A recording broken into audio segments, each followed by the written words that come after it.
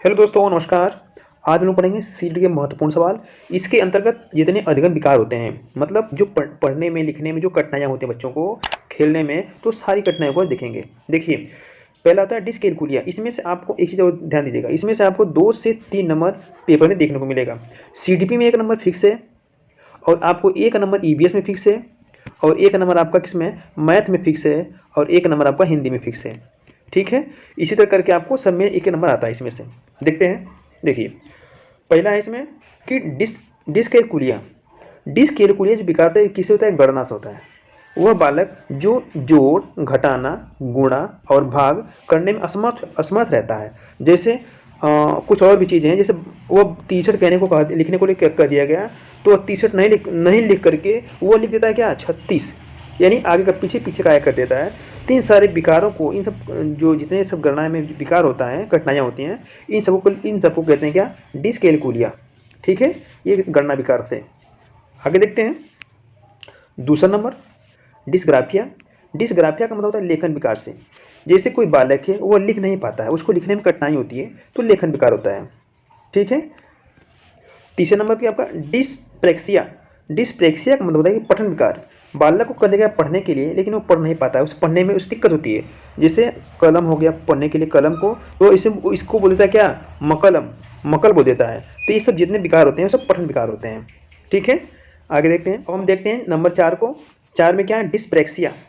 हम डिस्प्रेक्सिया के बारे में देखेंगे। इसका मतलब होता है कि गतिक विकार, गतिक कौशल, जो कौशल होते हैं उसे संबंधित विकार। कहने का मतलब कि बच्चा जो होता है वो इसे खेलने कूदने में जो उसकी गतिक विकार, जो फिजिकल जो मतलब उसके दिक्कत होते हैं, खेलने कूदने में जो विकार उत्पन्न कठिनाई होती हैं, उसे कहते हैं क्या, डिस्प्रेक्सिया। ठीक है, आगे देखते हैं। डिमेंशिया क्या होता है। डिमेंशिया का मतलब होता है स्मृति विकार। जैसे बालक कोई भी चीज़ को सही से याद नहीं कर पाता है, कोई चीज़ को सही से वो याद करने को कहा जाता है, लेकिन वो भूल जाता है, हमेशा बार बार भूलता है, तो उसे कहते हैं डिमेंशिया, स्मृति विकार। ठीक है, आगे देखते हैं। डिस्थीमिया, ये नंबर 6 है, डिस्थीमिया। इसमें होता है कि अवसाद विकार। कहने का मतलब यह है कि जैसे बच्चे के अंदर प्रेशर होता है, बच्चे के ऊपर प्रेशर जाता है, जैसे परीक्षा का पेपर, कहीं जाने का प्रेशर, तो अवसाद विकार होता है। और उसको जो इसमें हमेशा उसका तनाव बढ़ता है, बच्चे का तनाव हमेशा बढ़ता है। यह होता है अवसाद विकार डिस्थीमिया से। आगे बढ़ते हैं। देखिए 7वें नंबर में क्या है, ये आपका ADHD है, मतलब अटेंशंस डिफिसाइट हाइपर एक्टिव और डिसऑर्डर। ये इसके अंदर यह होता है कि बच्चे न्यून अवधारणा, अति सक्रियता विकार, मतलब कि बच्चे जो होते हैं वो सक्रिय रूप से सही से वह अपनी सही चीज़ से बातों को समझ, एक्टिविटी को नहीं कर पाते हैं। वो उनके अंदर बिल्कुल छोटा छोटा विकार उत्पन्न हो जाता है, छोटी छोटी गलतियाँ करने लगते हैं, इसके अंदर आता है।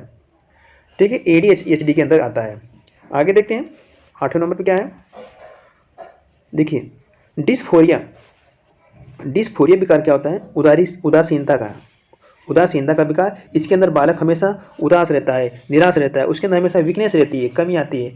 ठीक है, तो डिस्मोर्फिया से ये होता है। ठीक है, आगे देखते हैं 9वां नंबर, डिस्मोर्फिया। डिस्मोर्फिया का मतलब होता है कि अपने शरीर में कमी ढूंढने का विकार। जैसे बालक होता है, कहता है कि अपने शरीर के अंदर खुद कमी ढूंढता है कि यार मेरे शरीर के अंदर ये कमी है, वो कमी है। ठीक है, जितनी कमियां या भ्रम होते हैं जो ढूंढता है, उसे कहते हैं डिस्मोर्फिया। आगे बढ़ते हैं, इसी तरह 10वां नंबर को देखते हैं। डिस्फोनिया। डिस्फोनिया का मतलब है आवाज़ विकार, जैसे ध्वनि यंत्र में कुछ समस्या होना। कहने का मतलब इसमें है कि डिस्मोर्फिया में कि बालक जो होता है ये आवाज़ को नहीं समझ पाता है, आवाज़ को नहीं सुन पाता है, मतलब सुन पाता है या फिर किसी आवाज़ को भांप नहीं पाता है। तो जितनी कठिनाइयाँ इसमें आती हैं वो सब होता है डिस्फोनिया।